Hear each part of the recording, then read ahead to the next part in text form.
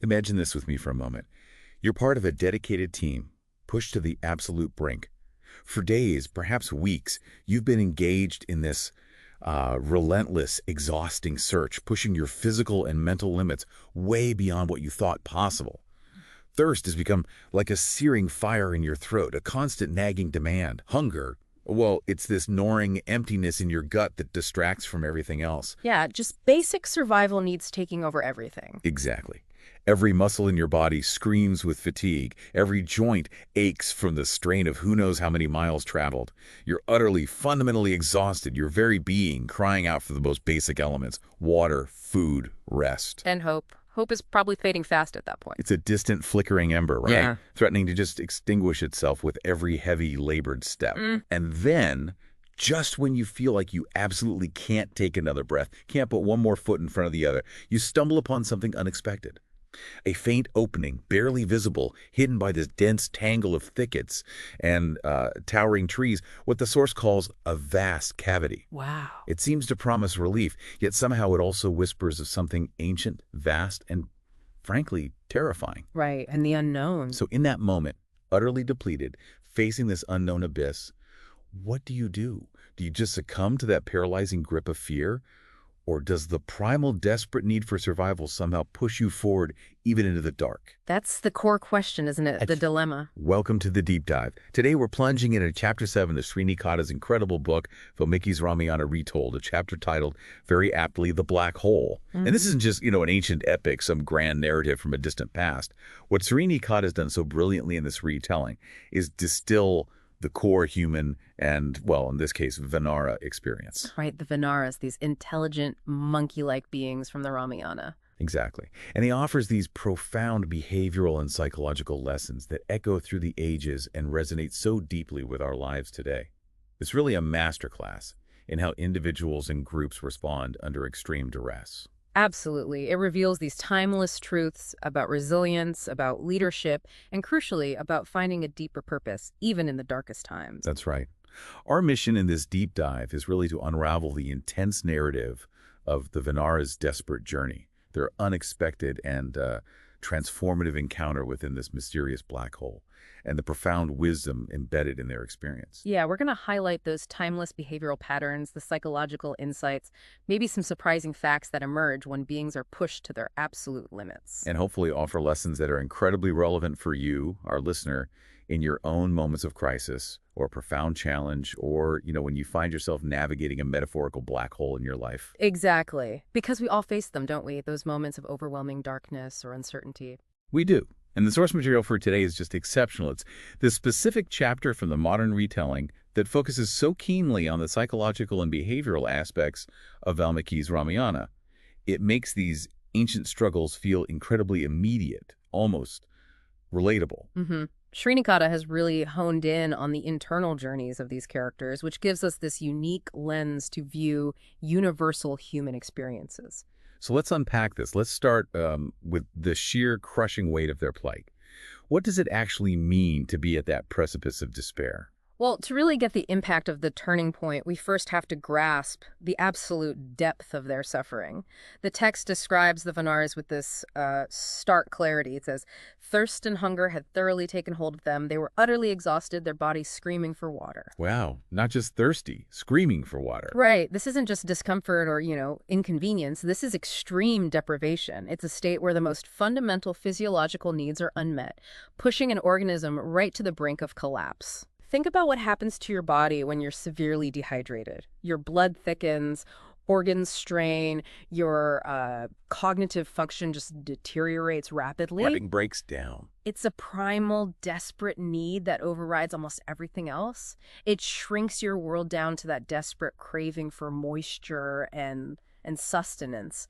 And it's more than just the physical pain, too, isn't it? When the body is pushed to such torment, the psychological toll must be devastating. Oh, absolutely. Imagine how your judgment gets clouded when you're that depleted. Your resilience, that inner strength that helps you push through, it just wanes significantly. Yeah. Hope, which is such a powerful human driver, starts to erode. It gets replaced by this pervasive sense of helplessness. You become vulnerable. incredibly vulnerable. And that's when fear, often irrational fear, can easily take over and just paralyze you, makes it impossible to think clearly or act decisively. To state where survival feels less like a goal and more like a fading memory. Precisely. Yeah. And it's in this state, this acute physical and psychological vulnerability, teetering right on the edge of utter collapse, that they stumble upon this vast cavity. This hidden opening. Right. The entrance, as described, was obscured by a dense thicket of climbers and towering trees.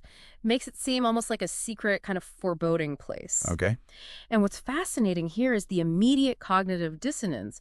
On one hand, this desperate, undeniable need for water.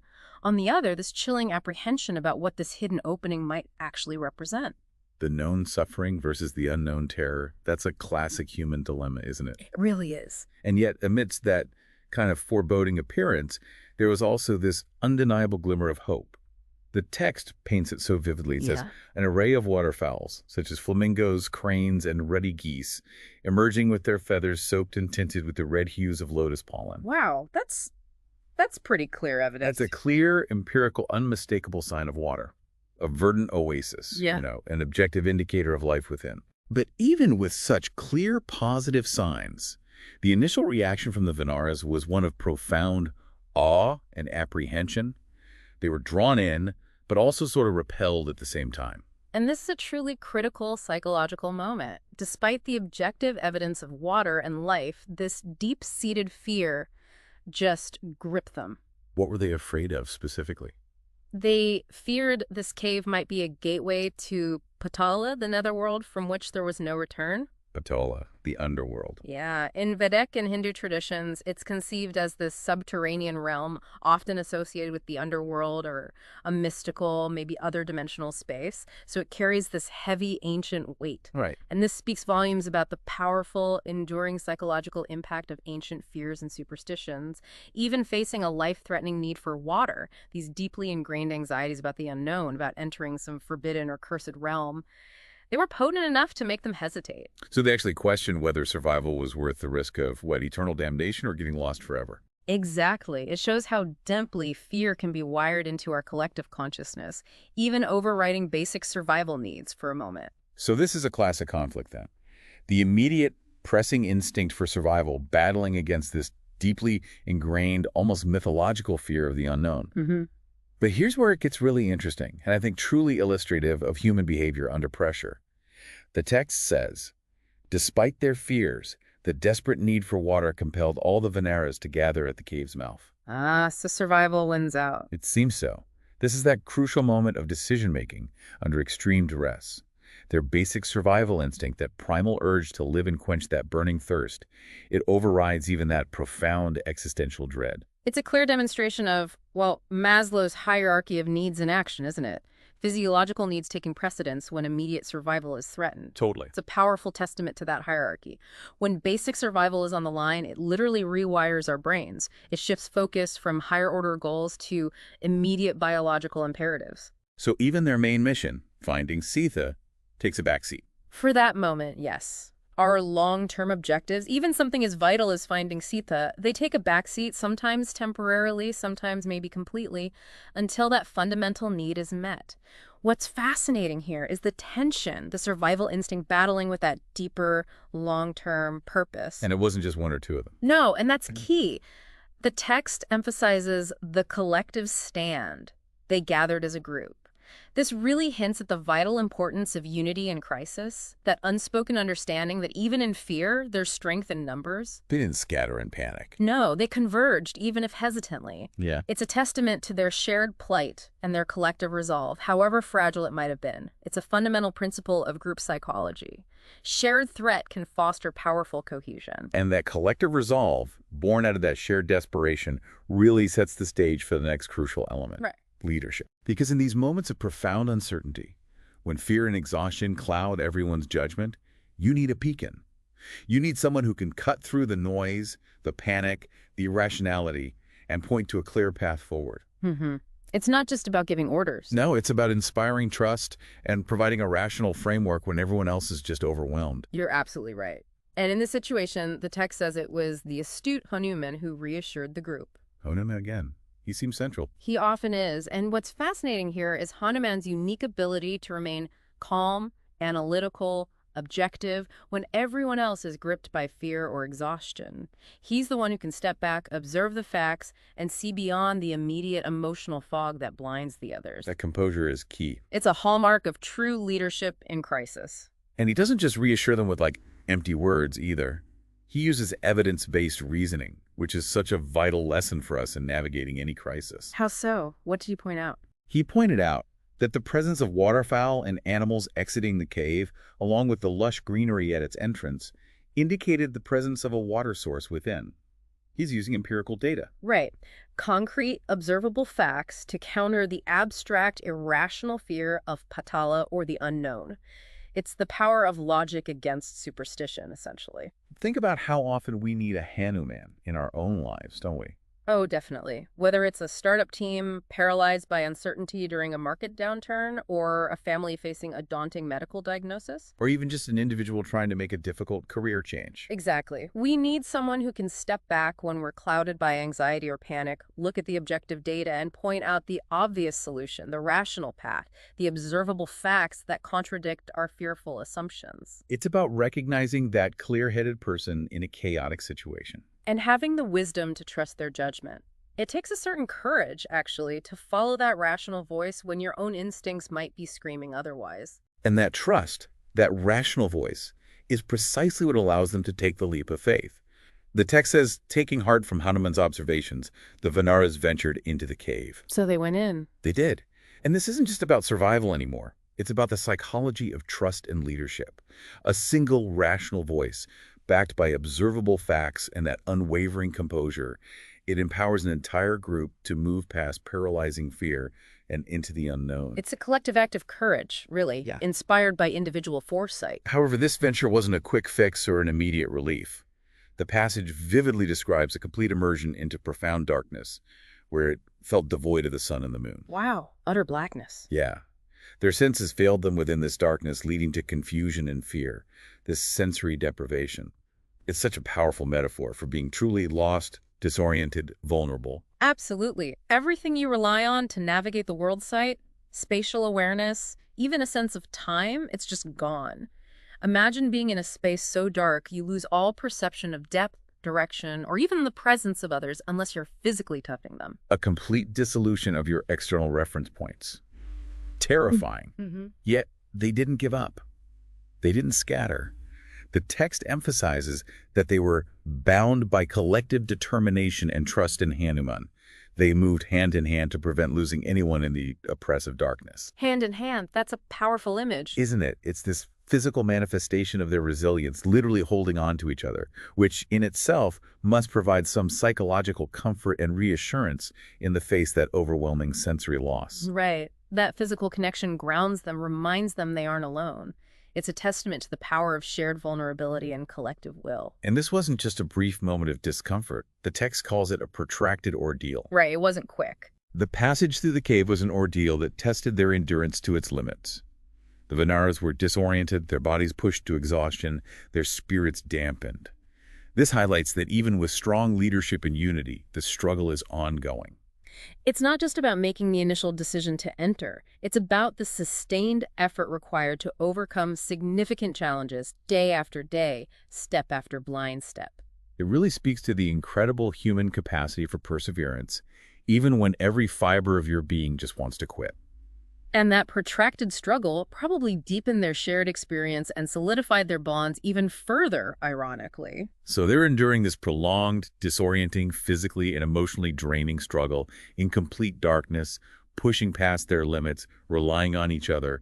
They are utterly spent, their hopes dwindling. Right at the breaking point again. And then, just when their hope seems about to vanish completely, when the very last flicker of light in their internal world is about to go out, there's a shift, a miraculous turning point. Finally. What happens? Just when their hope seemed to wane, they caught sight of a faint luminescence, which led them to an incredible vista. A light at the end of the tunnel, literally. Exactly. Yeah. And psychologically, this is such a crucial turning point. After prolonged absolute darkness and despair, even a faint luminescence isn't just light. It's the symbolic return of hope. It's a signal that the ordeal might actually be nearing its end. The contrast must have been immense. The stark contrast between the oppressive darkness they endured and the sudden gentle glow makes the impact even more profound. It's like the first breath of fresh air after being underwater for way too long. I can only imagine. And what was this vista? Oh, it was incredible. They found themselves transported, almost as if by magic, into a mystical woodland where shadows seemed forbidden. Shadows seemed forbidden. Wow. Yeah, this immediate, dramatic, almost disorienting contrast to their prior experience of oppressive, absolute darkness.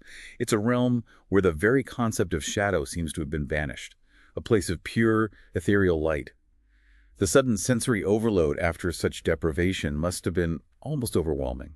Indeed. The description of this world of opulence and wonder is almost unbelievable. It's like a fantastical reward for their perseverance. Tell me more. What did they see? Imagine trees made of gold and adorned with flowers and fruits of golden hue bathe the area in a soft sunlight glow. Golden trees. Golden trees. The lakes were brimmed with golden lotuses and inhabited by stout golden fish. It's so surreal, the text says, and that they seem to have entered a different realm. It sounds dreamlike. It has that quality. A complete inversion of their recent suffering, a tangible manifestation of beauty and abundance far beyond anything they could have conceived. Every detail emphasizes the sheer, impossible richness. And the riches weren't just like aesthetic, were they? No, not at all. The descriptions evoke unimaginable wealth and comfort. Gold and silver mansions, each more lavish than the last, adorned with the finest decorations. Wow. The very flora around them shone like precious corals and rubies, and the air was abuzz with golden bees. It's a complete sensory feast, an overwhelming rush of beauty and abundance after that severe deprivation. Almost too much for the senses to process after enduring such stark emptiness.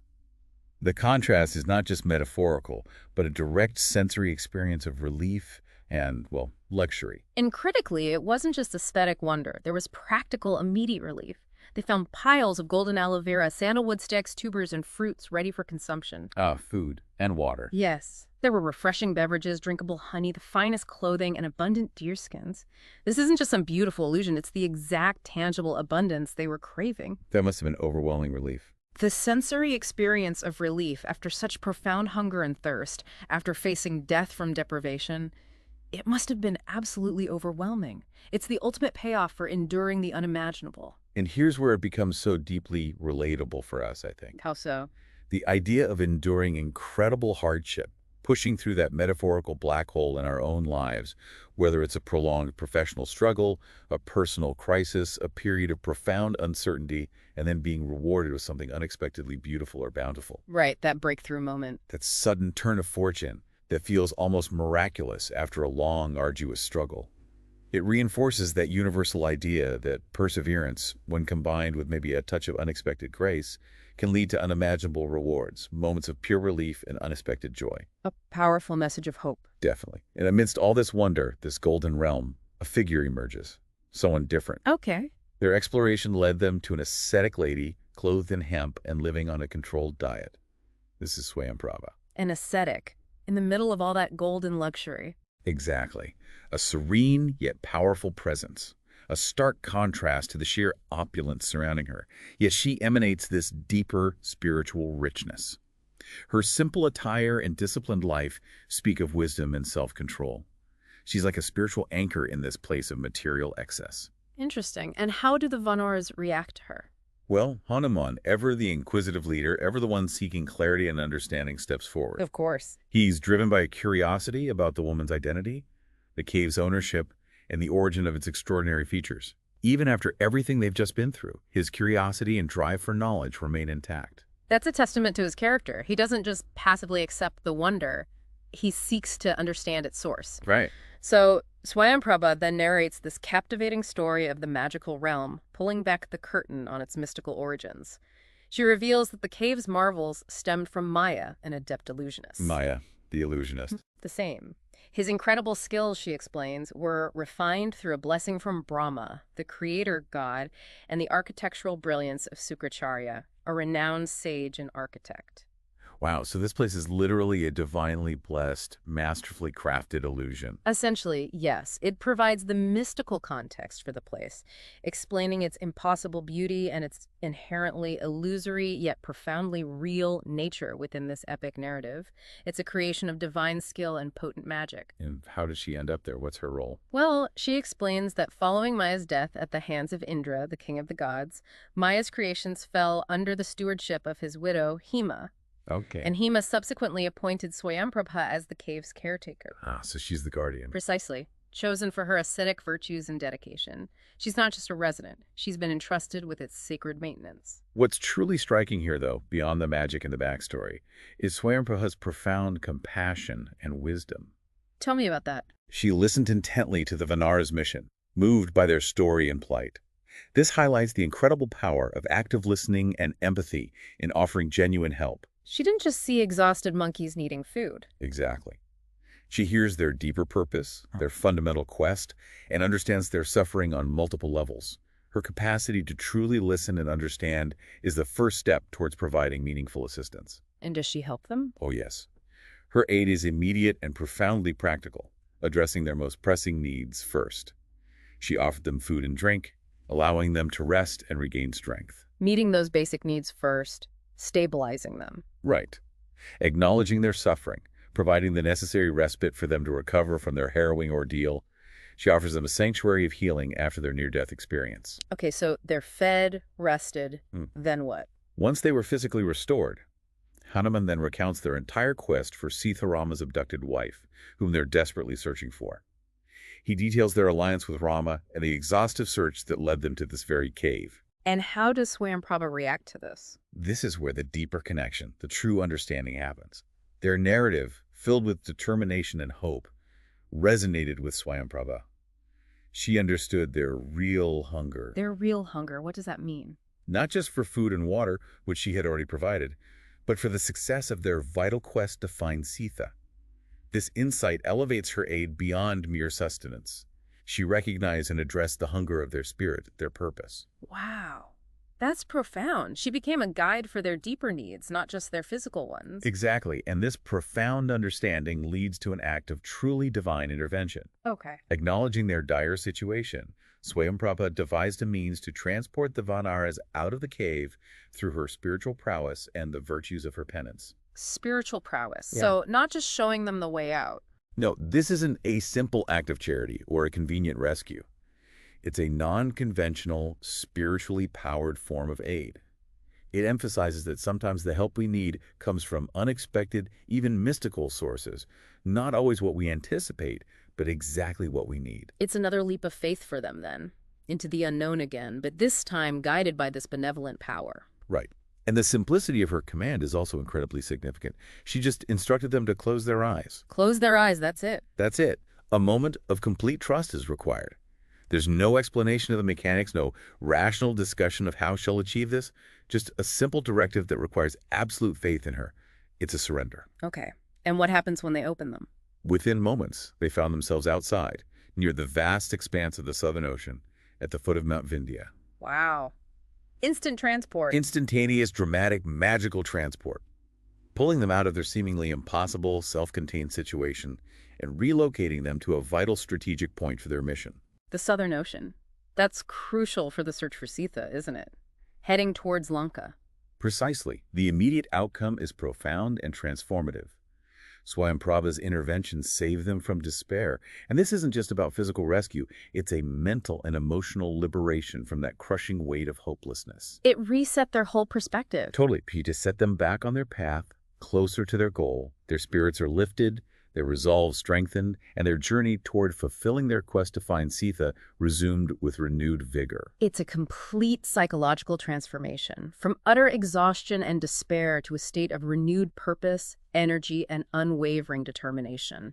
They've found their direction again. And their gratitude is palpable, a reflection of the depth of her impact. With hearts full of gratitude, the Vaanaras bid farewell to Swayamprabha, who returned to the cave's depths. She steps back once her purpose is served. She allows them to reclaim their mission with newfound strength and clarity, doesn't seek glory or prolonged attachment. Her role is that of a catalyst, right? A temporary but pivotal guide. This entire episode, from the Vaanaras' desperate plight to their miraculous rescue and renewed purpose, it's just layered with profound lessons, isn't it? Subtly aligning with ancient Vedic wisdom. It really is. It's a journey not just through a physical cave, but through layers of human experience, the psychological and spiritual transformation. It's like a microcosm of life itself. Yeah. The text highlights a core theme that resonates deeply with spiritual and philosophical traditions. Transitioning from falsehood to truth, darkness to light, and mortality to immortality. Let's break that down for a moment because it's deeply insightful. The falsehood for the Vaanaras. What was that? Well, it was the illusion of the dark, inescapable cave and their overwhelming hopelessness. Their belief that their quest was fruitless, that they were lost forever. There was a psychological falsehood induced by extreme duress. Right. Their perception wasn't reality. Exactly. Swayamprabha, by guiding them out and providing clarity, revealed a path to truth, their actual mission, their inherent capability, and their renewed achievable trajectory. It's about shedding limiting beliefs and seeing reality as it truly is, even if it's challenging. Okay, falsehood to truth. What about darkness to light? Well, it's literal, obviously. Moving from the profound, disorienting darkness of the cave to the radiant golden realm, and then finally to the sunlight by the vast southern ocean. Oh, metaphorical too, right? Deeply metaphorical, yeah. They moved from a state of ignorance, despair, and being utterly lost to clarity, hope, and a profound understanding of their path forward.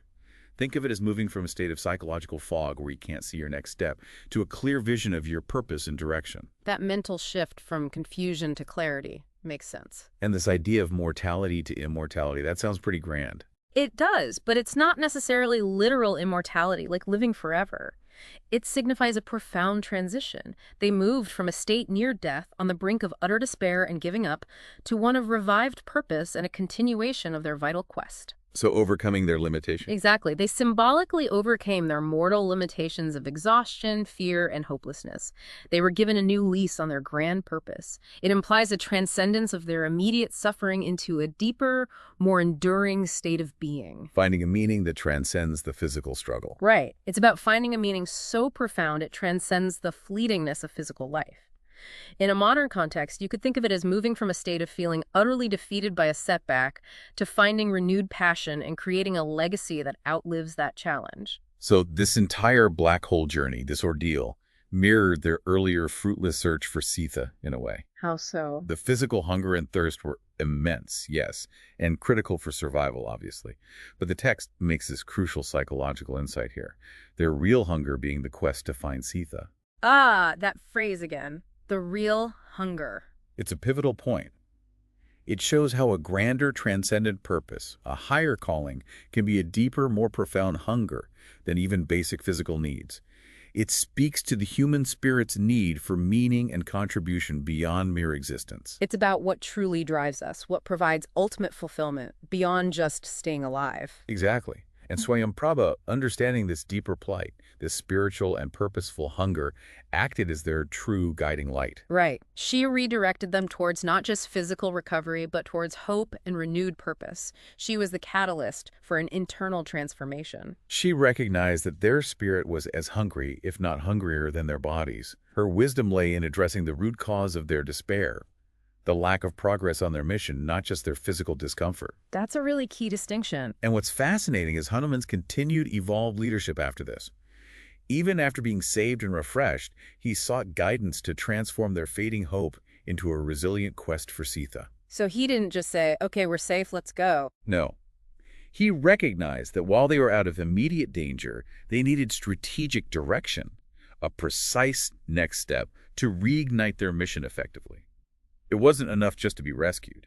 They needed to be placed optimally to succeed. That shows an astute leader, doesn't it? Not just focused on immediate survival, but on the ultimate victory, the actual goal. Totally. And Swayamprabha, with her all-knowing insight, provided precisely that strategic guidance. She strategically moved them to the southern frontier, pivotal for their pursuit, while sparing them from certain doom to the north. Pivotal for their pursuit, so Okay. exactly where they needed to be. Exactly. And this is absolutely critical. It's not just about survival, it's about being repositioned in the optimal place for success. Imagine being saved from one crisis, but then being dropped off somewhere that doesn't advance your goals or even puts you in a worse long-term position. Right, just surviving isn't enough. Her wisdom ensured they were put in the right place, at the right time, for the right purpose, minimizing wasted effort and maximizing their chances of fulfilling their mission. This is a profound lesson in how effective aid doesn't just pull you out of a ditch. It points you in the right direction to keep moving forward meaningfully. Now, even after such profound, even divine intervention, the journey isn't perfectly smooth sailing from here on out, is it? No, it isn't. The text mentions that after Swayamprabha's departure, the Vaanaras faced internal strife. Ah, reality bites, even after a miracle. It's a powerful, very human reminder, isn't it? Even after a significant aid, a breakthrough, or a miraculous escape, internal challenges and friction can still arise within a group. No magical solution makes all interpersonal problems or lingering anxieties just vanish. Exactly. It speaks to the inherent complexities of human and Vanara dynamics, even amongst those with a shared noble goal. Leadership is an ongoing process, not a one-time fix. But this is where Hanuman's leadership, now even more evolved and refined by their collective experience, truly shines again. How does he handle the strife? Yet Hanuma, influenced by her wisdom, assumed a leadership role, steering the mission towards its essential goals. His harrowing experience in the cave and Swayamprabha's guidance and deeper teachings, they solidified his capacity to guide them not just physically, but spiritually and strategically. He understood that their ultimate objective was linked to core virtues, not just physical location or avoiding arguments. Right. And he steers them towards what the text calls the essential virtues: discovering the truth, pursuing enlightenment, and embracing life. Okay, those sound important. Let's unpack them. Discovering the truth. It's about seeing beyond appearances, right? Like the illusion of the golden realm, and understanding the core realities of their mission and their own capabilities. It's about critical thinking, discerning fact from illusion, challenging your own biases, especially when you're overwhelmed. What's the true nature of the problem you're facing, and what are your true resources? Okay. And pursuing enlightenment. This is presented as a continuous journey of learning, of self-improvement, of gaining deeper insights, much like Hanuman himself did through this whole ordeal. It's about having a growth mindset, always seeking to understand more, to become better equipped for life's challenges. It's an active, lifelong process of gaining wisdom. Right. Not a destination, but a direction. And embracing life. This means actively engaging with challenges, with purpose, with the journey itself, rather than succumbing to despair or inaction. It's about resilience, grit, finding meaning even in suffering, and living fully in pursuit of your deepest purpose. It's the opposite of resignation. It's active, maybe even joyful participation. So through Swayamprabha's intervention, the narrative advanced far beyond just a simple rescue. It highlighted her profound role in leading them toward these missions' essential virtues. She didn't just save their lives. She fundamentally shifted their perspective. Instilled in them a deeper understanding of their purpose, and equipped Hanuman with the wisdom needed to lead them to achieve it. Her influence resonated long after her physical presence departed. Proving the lasting impact of true mentorship and, well, spiritual guidance. Absolutely. What an incredible journey we've just taken with the Vaanaras through this profound chapter. From the utter despair of being lost, physically broken, and psychologically adrift in the black hole, to finding renewed purpose, strategic direction, and invigorated resolve, all thanks to astute leadership, collective trust, and that unexpected, profound aid. It's a narrative arc that really speaks to the deepest parts of the human experience. The universal message here is crystal clear, I think. The black hole can be any overwhelming challenge in our own lives. Yeah. It could be a significant crisis, a prolonged period of uncertainty, that feeling of being utterly lost, disoriented, and without hope. It might manifest as a professional setback that drains your confidence, a personal struggle that feels insurmountable. Or even just a time when you feel completely adrift, unable to see the way forward. So what can you take away from this deep dive into the black hole? First, maybe recognize the power of rational thought and decisive leadership, like Hanuman's, in times when fear or anxiety might cloud your judgment. Right. In those moments, seek out that clear, logical voice, or perhaps strive to be that calm, fact-based voice for others around you. Don't let panic dictate your path. Second, Remember the profound strength found in collective determination and supporting one another. Think about the Vaanaras moving hand in hand in the complete darkness. Your community, your colleagues, your friends, your family, they can be your anchors when you feel lost. They provide the physical and emotional connection you need to persevere. There's immense power in shared burden and mutual support. Third, never underestimate the unexpected sources of aid and wisdom that can appear when you're most in need. Your Swayamprabha might not be an ascetic lady in a golden cave. Probably not. Probably not. But it could be a mentor who offers a crucial piece of advice, a chance encounter that opens a new door, maybe a book that provides a transformative insight, or even an internal realization that guides you to your next step. Be open to help, no matter its form. Fourth, embrace the powerful idea that sometimes the darkness is not just an obstacle to be avoided, but actually a necessary passage. That's a tough one. It is, but it's often through enduring hardship, through those periods of intense struggle and maybe sensory deprivation, that we gain a deeper, more profound understanding of our real hunger, our true purpose, what truly motivates us beyond the immediate discomfort and external desires. What is your deep purpose, and how might current challenges be revealing it? And finally, consider the importance of not just surviving a crisis, but being strategically repositioned to thrive. Swayamprabha didn't just save them. She put them exactly where they needed to be to succeed in their overarching mission. Look for those opportunities in your own challenges to be not just rescued, but redirected towards your optimal path, setting you up for future success rather than just immediate relief. So as you reflect on this journey and these timeless lessons, allow yourself to consider this question for yourself. Where in your own life do you currently encounter a black hole, that place of overwhelming challenge and uncertainty? And following that, what small luminescence can you seek out, or what Swayamprabha might emerge, to help you transition from the falsehood of despair to the truth of your deeper purpose, and ultimately, to embrace life with renewed vigor? Until next time, keep diving deep.